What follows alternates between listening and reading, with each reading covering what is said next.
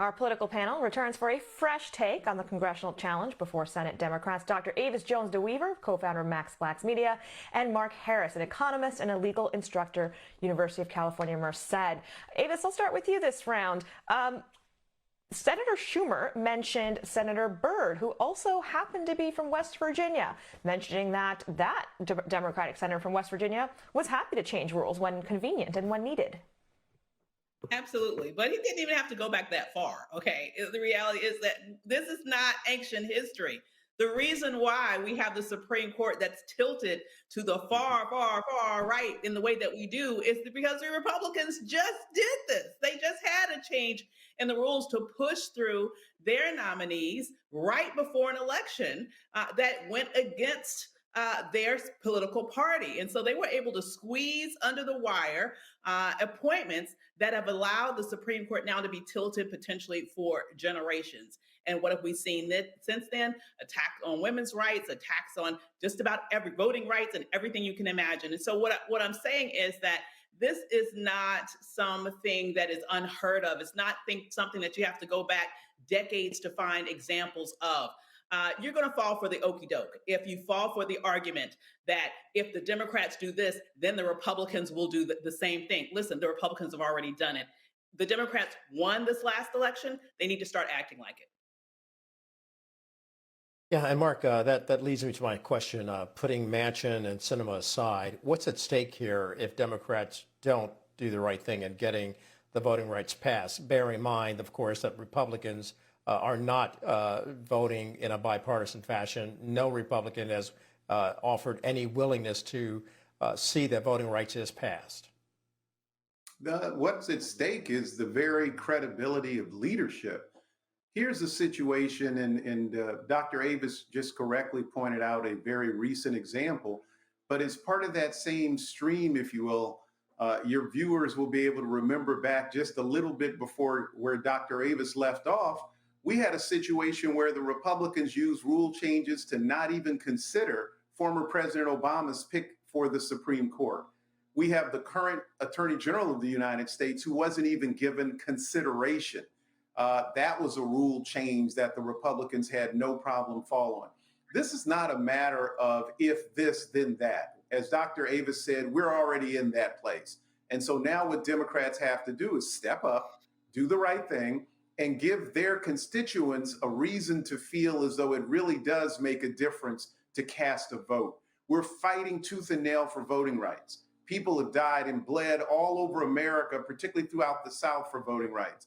Let's make sure that that doesn't happen in vain. Let's make sure that voting makes a difference, that elections make a difference, and that Democrats actually stand up and lead this country into the next generation of what's coming forward for us together. Avis, when we're looking at this conversation about voting rights really taking steam, is it MLK Day and wanting to cement his legacy, or is it really trying to protect turf for the midterms? The bottom line is that this is fundamentally about making sure that American citizens have the right to vote. The reality is that for most of our nation's history, we really have not been a nation that has exemplified democracy in terms of our way of delving out the ability to use the franchise. But what we've seen is that African Americans in particular have fought for it. We fought for it every step of the way. And by expanding it, we've expanded democracy in this nation. What we are witnessing right now is a impending white minority and therefore a lack of investment in the very concept of democracy. And that's why it's under attack all across this nation. Whether or not this is about leaving a legacy, one can debate that. But the bottom line is this: precisely at the moment in which people of color, and particularly Black people, proportionally are about to gain political power with regards to representation, this is the moment when political power is being undermined by undermining democracy. This is the time to fight for those ideals that this country was supposedly founded on. And if we don't do it now, it may be too late in the future. Yeah, and Mark, a little bit of history here. The Voting Rights of 1965, which offered African Americans, of course, a way to get around the barriers that the state and local levels had actually put upon them. And it was a good way of Dr. Martin Luther King Jr., John Lewis, as well as LBJ, Lyndon Baines Johnson, to push the ball forward. And you were talking just a moment ago about the Supreme Court, and you recall in 2013, a Chief Justice by the name of John Roberts stepped in the way and upset the apple cart. And now Republicans feel emboldened now to even further extricate themselves from supporting voting rights. So what do you do about that?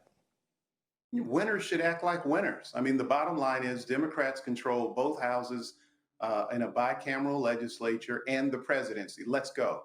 There really doesn't need to be this much debate about it as far as I'm concerned. We need to move forward, and Democrats need to do the right thing. And if they step out of line, as these two senators appear that they may, on a very important vote, I can't think of a more important vote all through the Christmas holiday season when I was a guest on your show, all the way until now, the first of this year, I've been saying, number one for me is voting rights.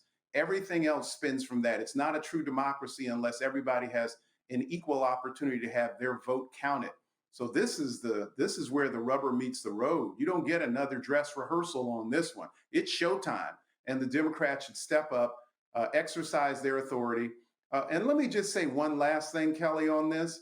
One thing that not many people are talking about is how many Americans are second guessing the Electoral College process and this process in which every little, let me say it, backwater state like West Virginia gets the same amount of senators as a state as large as California or Texas or Florida or New York.